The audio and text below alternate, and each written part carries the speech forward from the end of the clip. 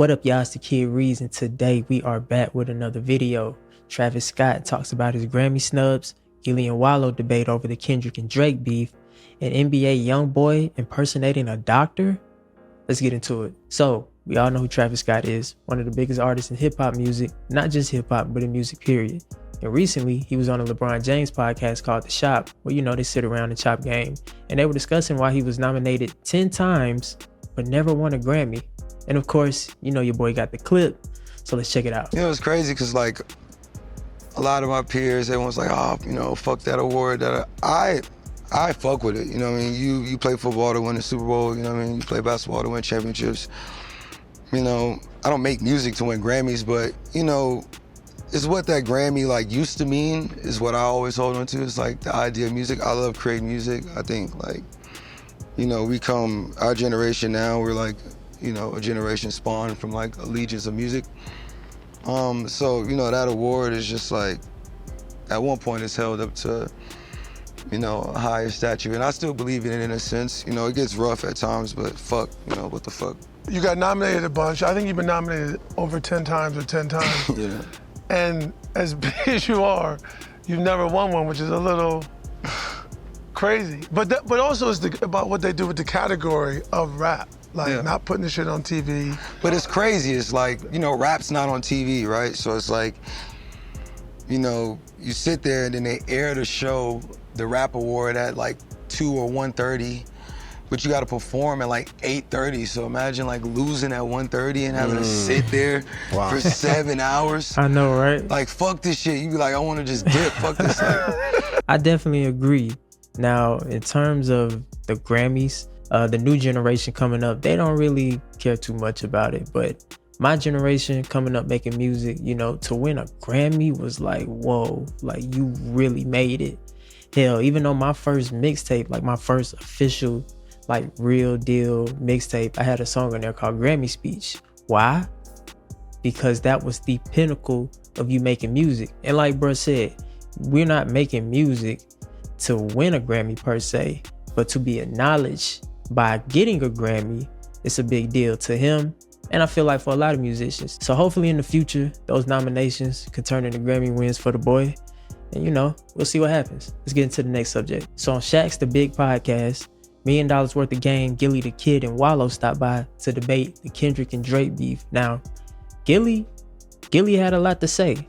You know, Gillie was saying, look, in my day, that Big 3 line is corny. It wouldn't have flew in his day. But hey, rather than me tell you, I'm gonna just play the clip and let y'all see for yourself. Let's get into it. I also think I'm with 3 people that are qualified to talk about what's happening right now. I'm seeing some people say, wow, so mature, J. Cole. I'm seeing some mature. It was, Jay is a guy, great dude. Respect. It was a total move, bro. First of all, let's just be honest, bro. That's not no diss record. The Big 3, it's just Big Me. If that's a diss record, that's corny.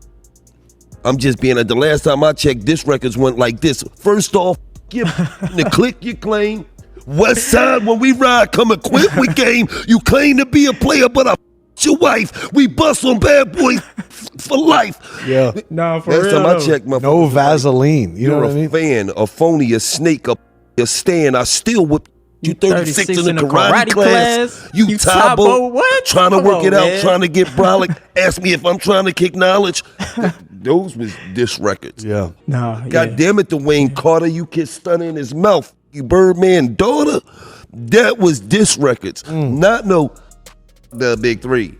It's just Big Me. What? This is what you said. You were like, this is nothing. It's not no diss record. Yeah. I'm just saying. And then even J. Cole responds.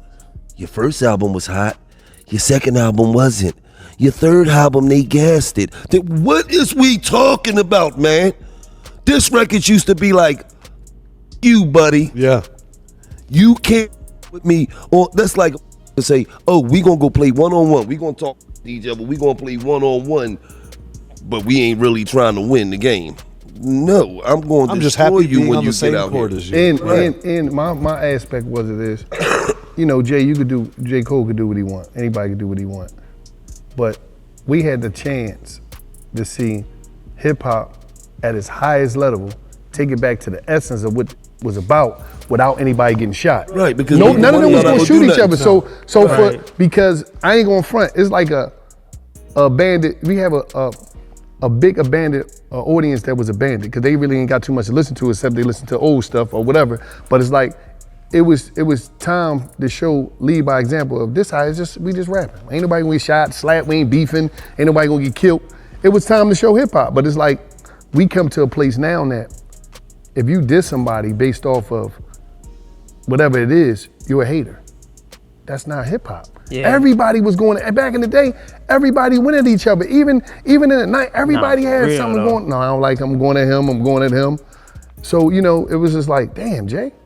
Yeah, but if you look at it right, we living in a friendly culture, man. It is friendly. If you look at the basketball players, man, them like each other. They be on opposite teams, man. Hanging out. They be hanging out, man. What you doing after the game tonight? Yeah, traveling with each What other. you doing? You going to Charlie's? I'm gonna pull up.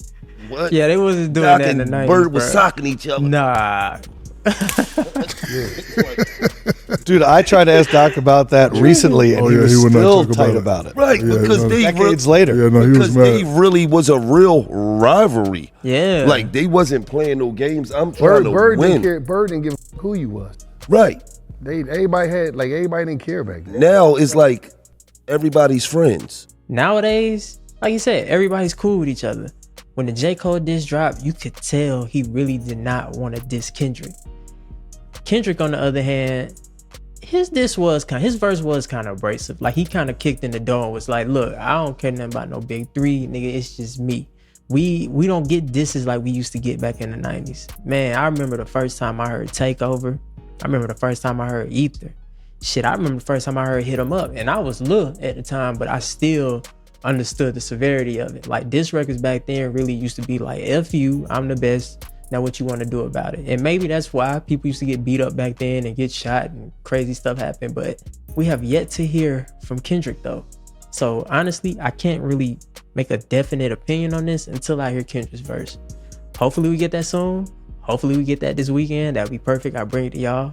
But yeah, until then, we just gotta wait and see what happens. Let's get on to the next topic. All right, so it looks like NBA Youngboy is gonna be headed back to Baton Rouge to continue to serve out the rest of his sentence because he was impersonating a doctor. I hate to see stuff like that, especially for the youth. You know, I understand this is also his actions, and actions have consequences. But academics, he breaks it down and he gives his opinion. So I'm gonna play the clip and I'm gonna come back and we're gonna finish this thing up. Wow. A lot of people are asking. There's a guy who's a beloved. You know, he's just a misunderstood guy. Actually, his name is NBA Youngboy. Okay. He's been on federal house arrest. He lives in Utah. He was on federal house arrest for like 2.5 years, which to me just sounds wrong. Like if For what? for gun possession. He basically shot a music video. They believe that they got a call that, hey, there were guys on a block that were shooting a video and they saw weapons. They pulled So up. they don't even know? Well, the police showed up. No one was there. They grabbed one guy who happened to be his cameraman, and because he's a big name, they seen him on camera holding what they believe is a weapon, and they're like, well, we're going to give you charges for that. So he has federal charges for that. But it could have been a prop. They don't even It could know. have been a prop. And they've been arguing, hey, this is a prop. That's their actual argument in court. He's been sitting on federal house arrest for 2.5 years. And, you know, he got picked up today. Something happened at his house, I guess. You know, they raided it and they picked him up. And now everyone's saying, you got to ask Donald Trump Jr. if Trump gets back in office and this guy's locked up, we got to throw him to the top of the party. Now maybe he's joking, you know, but I don't think you're gonna get a pardon for this type of situation. I just don't see it. There's a lot of repeat offenses, and when you playing with the feds like that, it's only so many chances that they're gonna give you. I'm hoping that he cleans his act up. I'm hoping that if he does have to serve time, he knocks it out and he gets back out and he's able to continue living his life, because life is precious. A lot of times we take life for granted. We take freedom for granted. So hopefully he fixes himself and, you know, he get back to doing right. So until next time, ladies and gentlemen, that's all I have for you. It's the Kid Ríez. Y'all know exactly what to do. Till the next time you see me, that's right, you keep it carefree. And I'll catch y'all later. Peace.